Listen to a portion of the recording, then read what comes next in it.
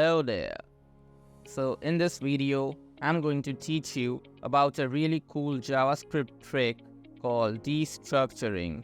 So with destructuring, we can swap the values of two variables with each other. So let me show you how to do that. Let me put up a title called destructuring, and let me just put a H1 here. So here it is, and let me bring up my developer tools. So here's the console. This is what we are gonna need for this video, since this is a JavaScript tutorial. So now let me just put up some script tags here, and let me create two variables.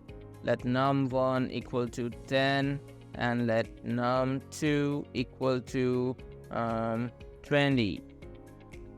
Okay, so if I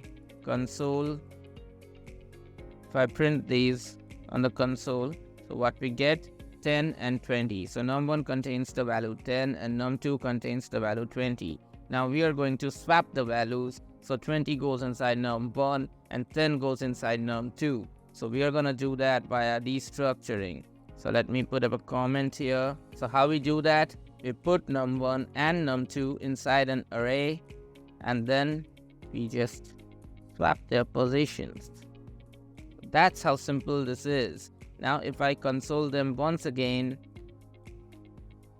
you're going to see that the values have changed. Now num1 is 20, num2 is 10. So in traditional way, we used to create a third variable and then swap the values. So that used to take up some more lines of code. But destructuring is the modern way of doing this.